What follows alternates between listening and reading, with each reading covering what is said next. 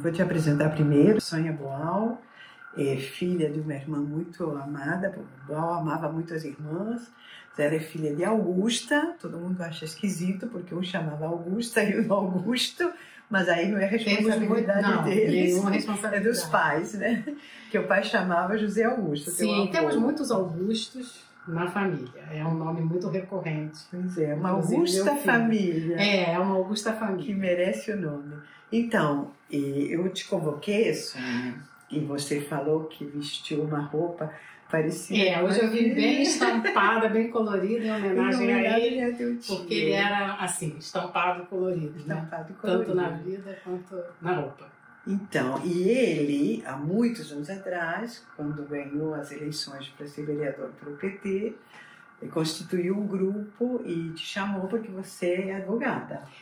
Sim, isso aí, essa era a tua função. Numa noite de Natal eu recebi esse presente. Puxa, você estava grávida, né? Não, eu não estava grávida. Eu fiquei grávida eu engravidei logo em seguida, foi por muita coincidência. Eu já tinha o Pedro e engravidei da Ana Cecília logo em seguida. Quando o Boal me chamou, ele me chamou porque eu era advogada para fazer a assessoria de plenário e assessoria legislativa, porque não tinha outra pessoa. O Luiz Mário, ele é originário da bancada do PT. Sim. E ele só entrou no mandato um tempo depois, né?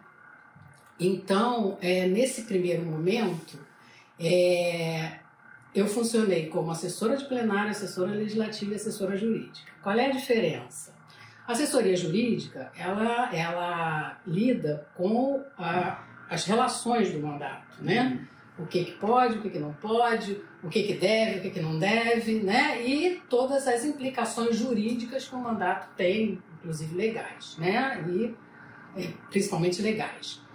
A assessoria legislativa diz respeito a todos os projetos que estão em tramitação na casa, né? Que você precisa acompanhar, e os projetos que precisam ser elaborados pelo gabinete ou assinados pelo vereador como, né, participante daquele grupo que dá entrada naquele projeto. Então, e a assessoria de plenário é a assessoria que vai para o plenário com o vereador, acompanha a tramitação no plenário, as votações, né, assessora o vereador, dá ao vereador o suporte né, de informações para que ele possa votar adequadamente dentro, né, do espectro político dele, da ideologia que ele professa, das coisas que você já sabe que ele pensa, você dá ali aquele suporte. Então, Boal, numa noite de Natal, me chamou e falou: olha, você não quer fazer isso? No primeiro momento, assim, eu falei: meu Deus, né? Mas ele ainda não tinha sido eleito. Não, já tinha sido eleito. Ele ia assumir no dia 1º.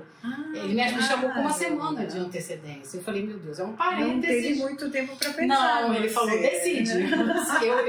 Eu pensei, e eu não tenho outra pessoa para chamar, então vai ser você, tem que ser você e tal. E eu falei: tá, então tá. E conversei, né? Falei: bom, vou aceitar, porque era realmente um parênteses que eu tinha que abrir, né? Porque era uma coisa que eu tinha que trabalhar todo dia, enfim, eu tinha que abrir mão das outras coisas que eu estava fazendo. Mas achei interessante, achei que era uma vivência, né, nova, enfim, fiquei feliz, né? E gostou depois? Gostei muito. É muito difícil. Eu considerei uma das tarefas assim, mais difíceis, porque você lida com inimaginável, eu acho, né? Coisas que você nem imagina que acontecem. Mas eu gostei porque eu acho que a gente aprende ali, né? São lições assim pro resto da vida. Assim. Mas você teria alguma coisa dessas inimagináveis para contar ou prefere não? Eu prefiro porque não. As inimagináveis, eu acho que são inimagináveis, mas eu acho que agora também, acho que eram inimagináveis para mim e acho que para muita gente naquele momento. Acho que hoje você já tem, né? Com uma, acho que infelizmente, a difusão das informações, infelizmente, mas com a difusão das informações você agora já consegue imaginar as situações que se rolam ali, que você tem que lidar e que não são fáceis, não. Não são fáceis, eu imagino, para quem quer fazer um trabalho honesto, né? Sim, para quem não quer também é um prato cheio, né? Você tem ali oportunidades muito grandes, né? de lucro. Mas sonhei então, mas a proposta do mandato era ser um mandato político-teatral. Então, eu acho que assim, tem coisas que a gente precisa, né, meio que fazer uma linha do tempo aí. Quando ele entrou na Câmara, né, primeiro mês, ou 2 meses, eu acho que ele era visto como uma figura mais folclórica, sabe? Uma coisa mais pitoresca. Ele não era muito levado a sério. Acho que por ninguém. Ninguém sabia exatamente o que ele tinha ido fazer ali, né? Nem o pessoal do PT? Olha, eu acho que olhavam com um olhar... todo mundo já conhecia ele, obviamente, sabia quem ele era, sabia quem era a pessoa séria, a história e tal. Mas o que ele vai fazer? Mas né? ele me diz uma coisa, porque é engraçado, né? Como eu não achei muita graça dessa história, né? Mas justamente porque envolve uma série de coisas. Eu estava começando meu consultório de psicanálise, você fica muito exposto, de fato. Sim. Teve um episódio muito desagradável no início, enfim. Então aí não me liguei muito em saber do que se tratava. Mas o que vagamente lembro ele ter comentado é que ele recebeu um convite para se candidatar. Não foi uma ideia dele. Não foi uma ideia dele, não. Num primeiro momento, eu não participei disso diretamente. Então, eu também estou falando de ouvir falar, né? Mas ele, no primeiro momento, não aceitou a ideia. Porque ele falou, não, eu tenho meu trabalho, eu tenho que viajar, enfim, não sou um político institucional, né? Eu faço política, né? No teatro, na vida. E depois ele foi convencido porque achavam que ele não ia ganhar mesmo. Ele mas não vai ganhar. Quem teve a ideia? Eu acho que foi o próprio partido e apoiado pelos membros do CTO, né? Eu acho que sim, mas não vou falar isso com muita certeza, porque não participei mesmo dessa fase. Talvez o Geo lembre, né? Sim, talvez o Geo lembre, com certeza lembro. Porque caminho veio o convite, né, a ele. Sim, não foi ideia dele, isso com certeza. Eu sei que ideia dele. Não foi ideia dele, mas eu acho que, assim, todos nós, e ele especialmente, se entusiasmou muito pela ideia, porque é um espaço privilegiado. Sim. Mal ou bem, né? É um espaço privilegiado. Você leva em consideração, né, que, por exemplo, eu acho que assim é uma coisa que é muito importante da gente, né, sempre falar.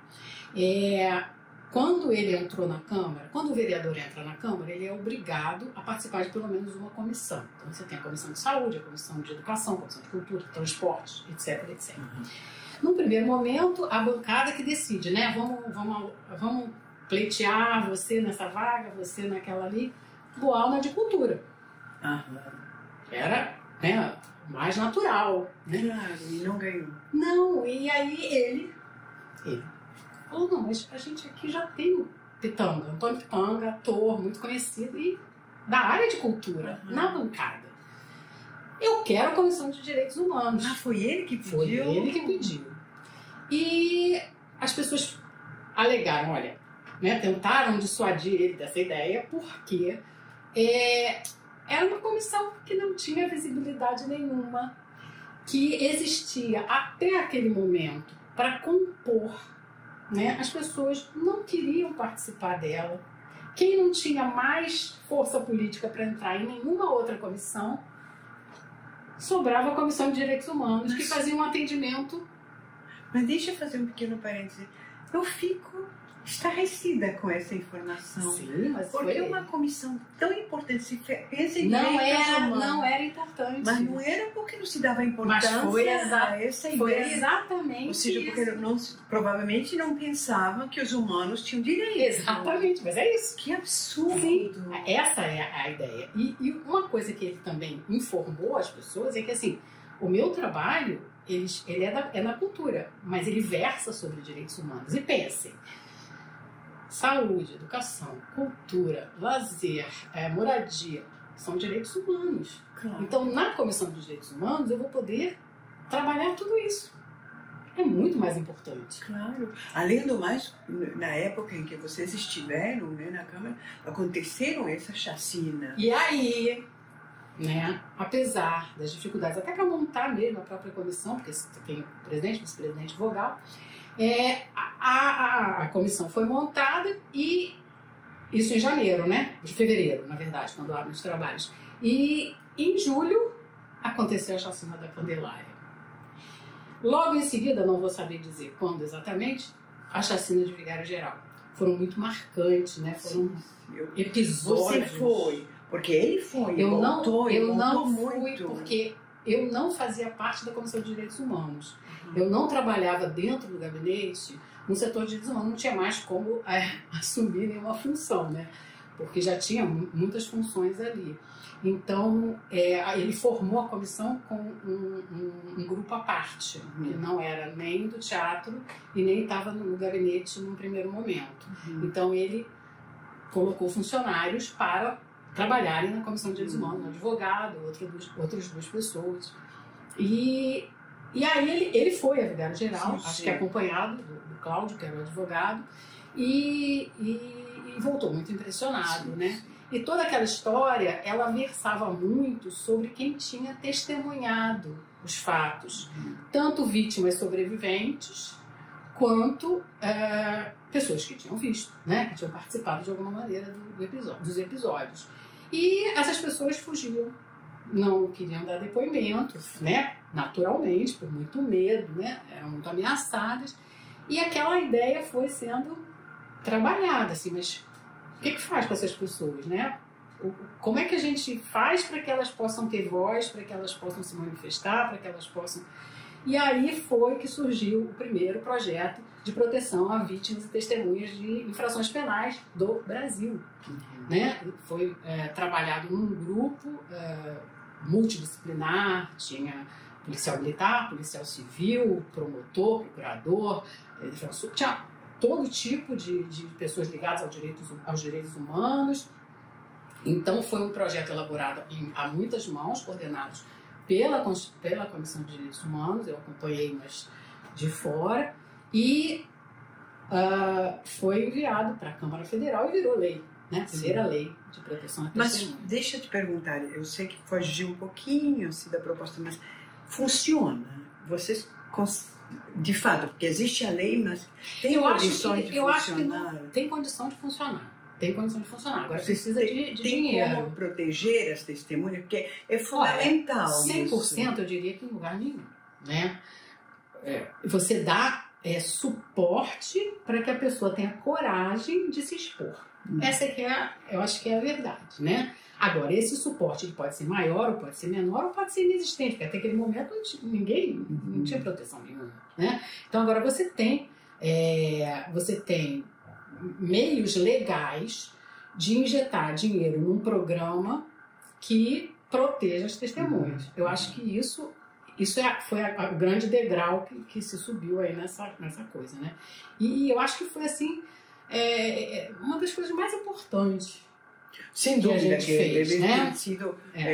Porque você lembra de outros decretos ou leis? A gente, todos os decretos, todos os projetos que a gente fez, tanto os aprovados quanto os não aprovados, a gente tinha muito pudor de legislar sobre abobrinha, né? Então a gente procurava os projetos que tivessem substância, tanto os que vinham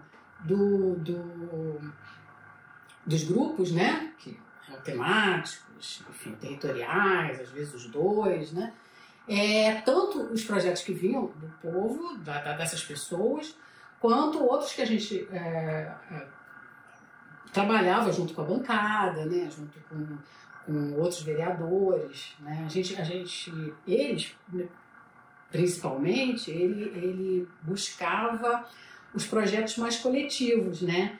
Porque ele fala, tem mais força, né? Não é meu projeto, é um projeto de vários vereadores, projeto né? da bancada. Da bancada e até de outros vereadores que não eram da bancada, de pessoas que naquele momento... Sim, mas tinha que ter uma afinidade ideológica com aquele objeto específico, porque às vezes não tinha nem afinidade ideológica. Mesmo? Sim. Por exemplo, você lembra? Eu não lembro assim exatamente.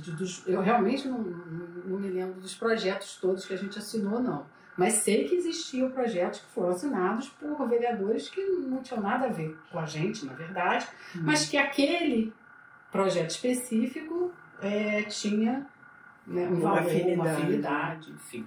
Todos concordavam. Agora, um de bancada que foi muito importante, que não foi aprovado, não foi vetado, não, foi o de acabar com o voto secreto.